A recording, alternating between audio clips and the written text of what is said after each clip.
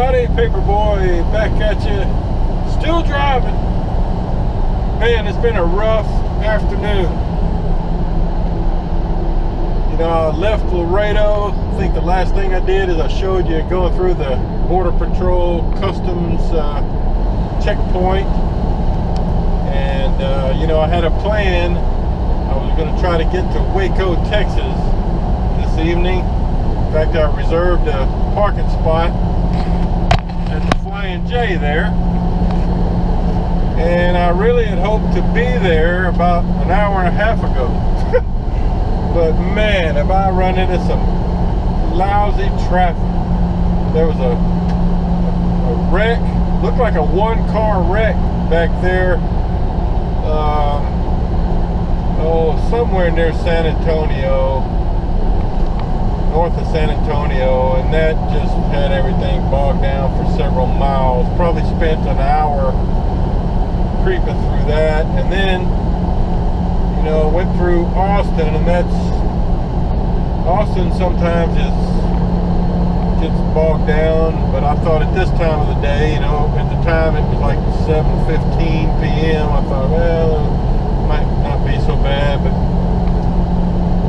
yeah, you know, it wasn't so good. So I'm probably not going to get to my Flying J till maybe a little after 9 p.m., which means I won't be able to leave until 7 a.m. roughly. You know, and then I still got to go through Dallas tomorrow, so that'll put me going through Dallas, you know, at rush hour. So I kind of ruined my plan. The whole point of trying to get to Waco was so I could get through Dallas earlier in the morning and try to miss a lot of the traffic. But hey, that's trucking.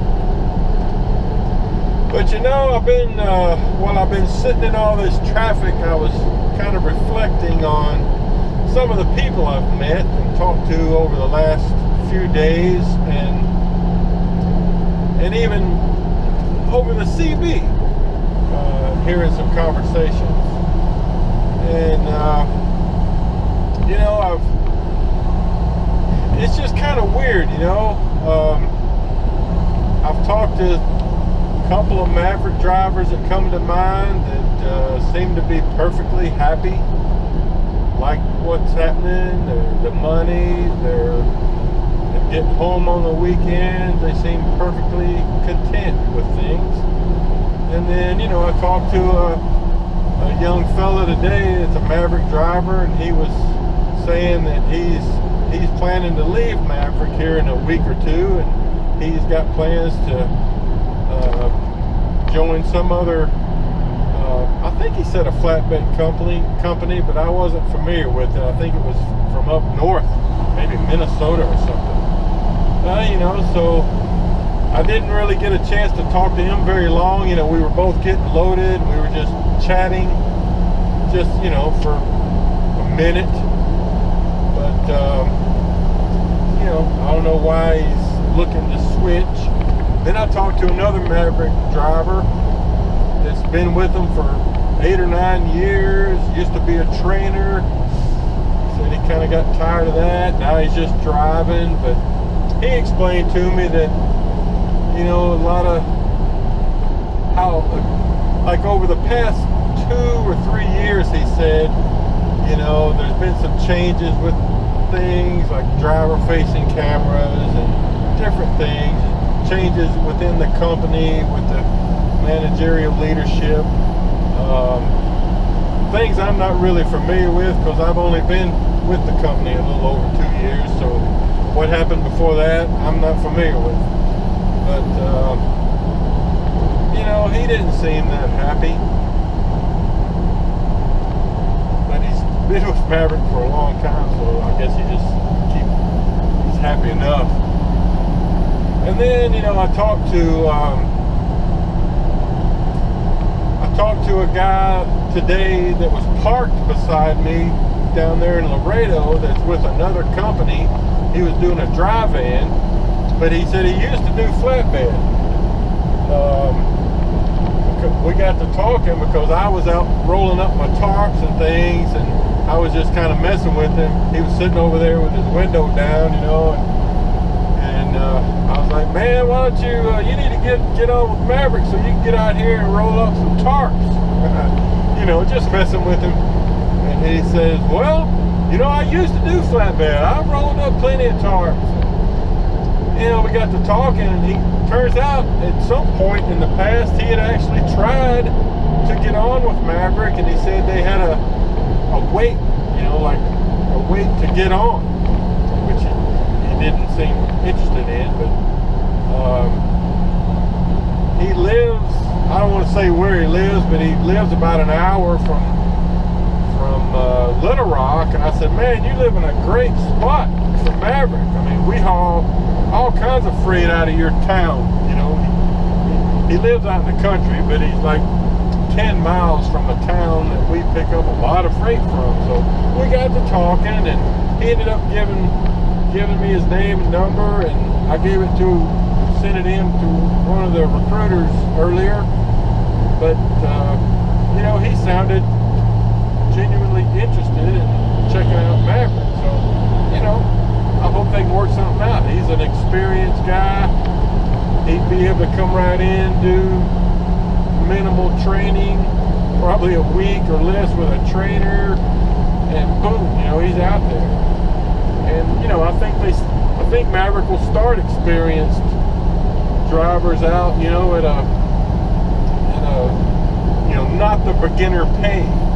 So anyway, I was just thinking about some of the people I've talked to, and such a, you know, the truckers in general just seem to be a finicky group, you know, that always looking for a new opportunity, either to buy their own truck or, you know, get with a different company. And I guess, you know, what it boils down to, in my opinion, is, you know, if you're starting out, you know, if you're trying to get started in this deal, which, you know, most of you guys out there, I'm making these videos to try to talk to you about, you know, if you're thinking about trucking,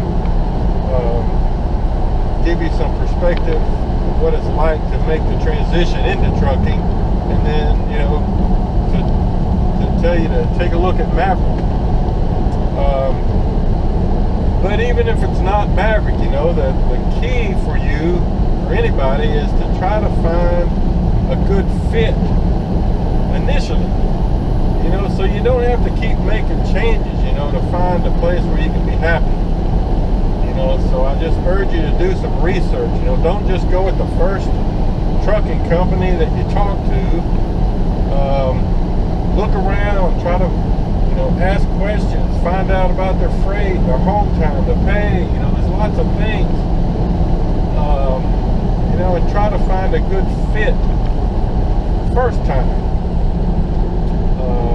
I think Maverick's been a good fit for me, but, you know, I like the flatbedding for one, and for me especially, you know, I live 10 miles or less from the North Little Rock Maverick yard, which is super convenient. You know, that offers me some conveniences that don't apply to everyone, but, you know, we have other facilities around the country too that you might can benefit from. But like one guy I talked to yesterday, he said, oh no man, it's great, I live out in the country and I just take my truck home.